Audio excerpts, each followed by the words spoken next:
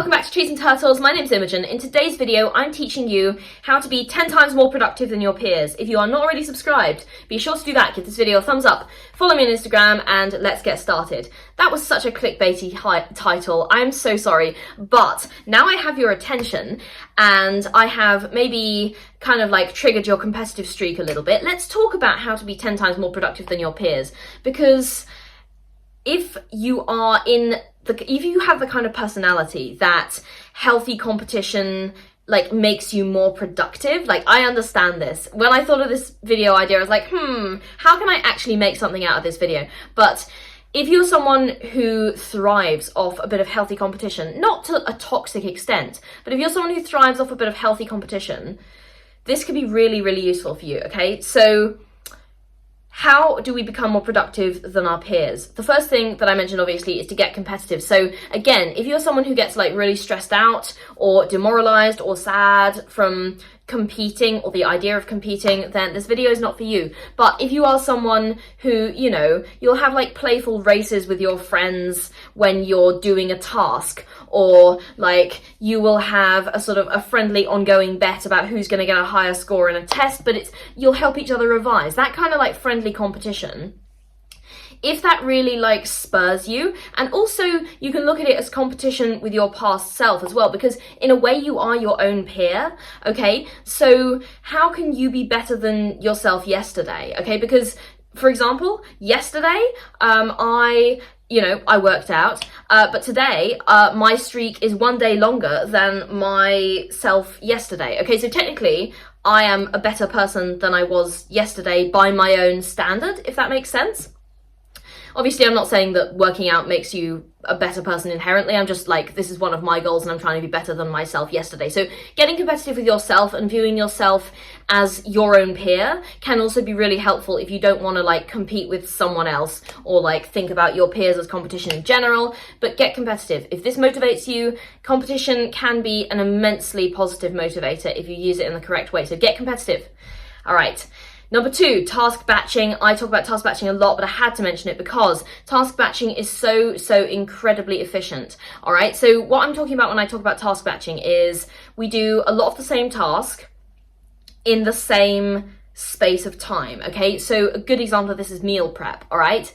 Now, I know that meal prep is like not for everyone, and you know, that's fine, but this is just an example. So for example, when you are cooking every day, you have to like get out like the pots and pans, and then you have to like chop the ingredients and like cook and then like wash up. And obviously, yeah, we eat ready meals sometimes, that's fine. But like if you're trying to sort of like cook more from home, then there's a lot of like setup and prep and washing up time that if you do it every day, it takes up a lot of time. But if you do it once and then you make all the meals and then you do all the clearing up, that's actually a lot more efficient. And also your brain isn't switching, like context switching, okay? So your brain is able to focus on one task and just do it like over and over and over for a set amount of time and then stop, and then the task is done. I also task batch filming YouTube videos, which is why I have the same outfit in like 5 at a time, okay? Task batching, it is so efficient, okay? And if you are someone who is like doing like tasks one at a time, but it's like a repetitive task,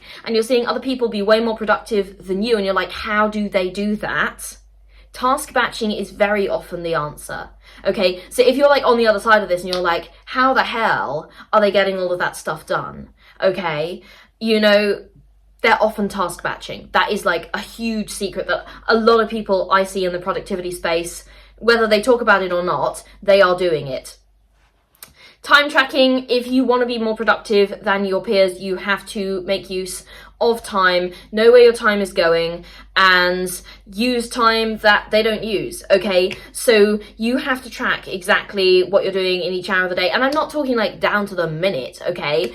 Because obviously sometimes it's diminishing returns. Like you can spend more time tracking than you actually spend doing whatever it is that you're doing. But time tracking to an extent is really productive, Time tracking is so productive because you can see exactly where your time is going and you can allocate it more effectively. Okay, so you could just time track for like 2 weeks, a month, or even like just a day, okay? And see where your time is going and then allocate it more efficiently. And this also helps you be more aware of how long each task takes, okay? And that will help you, say you allocate an hour to a task, but it's actually a 2-hour task, and every time you're going over, and that makes you late on the next thing, and you're like, oh, I'm so unproductive. No, you're not. You just need to understand that this task is a 2-hour task, and you need to give it 2 hours, okay? Or at least an hour and 45 if you think you can speed up a little bit. But sometimes you need to give it the time it deserves and understand that you can reschedule things around that, but give it the time it deserves, okay? Time tracking. On that point, micro productivity. What do I mean by micro productivity? I mean small tasks and small amounts of time, all right? So micro productivity is kind of an old concept, but it's one that's been updated in the productivity space various times over the years, but I like it a lot because it now allows me to kind of use my downtime. So a lot of the things that, I might be waiting for 10 minutes for the bus, I could waste that by scrolling on my phone. And, sometimes you gotta scroll on your phone for a bit. I'm not saying that's bad, I do it, everyone does it, but you could also be doing language practice. You could be reading a book on your Kindle app, or you could be brainstorming YouTube video ideas in your Notes app, or you could be responding to one of your friend's texts and working on that friendship, okay? So micro productivity consists of taking small tasks, and you can also break down larger tasks into small tasks, because maybe I don't have time to brainstorm 100 video ideas, but I could brainstorm 5 at a time. That's not difficult. 5 is not difficult, okay? And then gradually I do that 20 times, and then boom, that's 100 video ideas, okay? So micro productivity is a real life hack, and it's something that I've noticed a lot of people who are super productive do, whether they actually do it consciously or whether it's just part of their, their habit stack almost. They do it without realizing, whether they talk about it or not, they do it. And they're just looking for ways to kind of incorporate tasks into small amounts of time that would otherwise be wasted. Another thing that you need to do if you want to be more productive than your peers is to pay attention to their inefficiencies.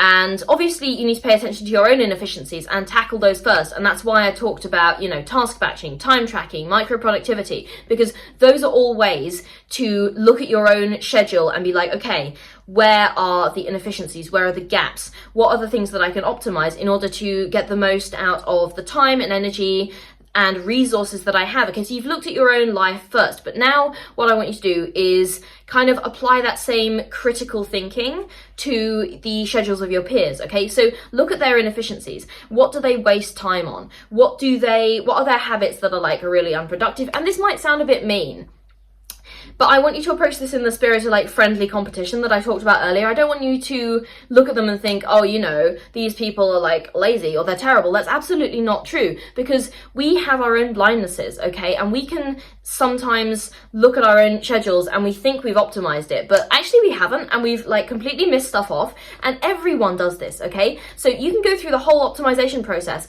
and you will never perfectly optimize your schedule. I'm sorry, you will never ever perfectly optimize your schedule. I have so many inefficiencies in my schedule, and productivity is literally a hobby for me, okay? So there will be inefficiencies, but sometimes that's the beauty of looking at other people's habits and schedules, is you'll see things they won't. They might look at you and see things that you won't, but again, you can tap into this spirit of friendly competition. If you like, you can even come to one of your friends and be I see, can we talk about our mutual inefficiencies? You tell me where you think I can improve my schedule, and I'll tell you where you think you can improve yours. Obviously, you'd have to agree to this. You can't just go up to your friend and be your schedule sucks, man.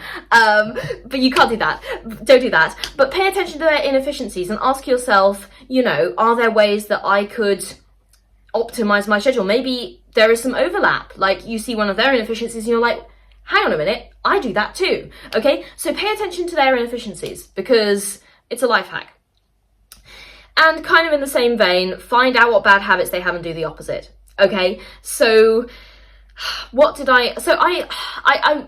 quite nosy about productivity habits that other people have in general. I watch vlogs and stuff, and try and figure out, I don't know, I just have a curiosity about it. So I try and notice people's bad habits, and try and do the opposite for myself. And also this often kind of shone a light on my own bad habits. So health was a massive one. Like, I honestly see so many people neglecting their health, be it like mental or physical, and that often kind of helped me to like hold a mirror up to myself and be like, you know what, those are bad habits. I do that too. And I don't want to be like that, and I don't want to go down that path. So therefore, I'm going to take actions to actually engage in self-care, okay? And not waste that time, and actually pick this up and do it, even though I'm bad at it and I think I'm not going to be like useful, or like nobody's going to watch this video. It doesn't matter, because I had fun filming it. All right, so find out what bad habits they have and do the opposite. And that is how to be 10 times more productive than your peers. I hope that was helpful. Obviously, I haven't really included any numbers here because increases in productivity is a range and it's difficult to measure, but I hope that somewhat clickbaity title lived up to your expectations in terms of the content of this video. I hope this was helpful. If you're not already subscribed, be sure to do that. Give this video a thumbs up, follow me on Instagram, and go out and get yourself some healthy competition. And that's the end of this video. I will see you in the next video. Did I say subscribe? I can't remember. Subscribe. Bye, guys.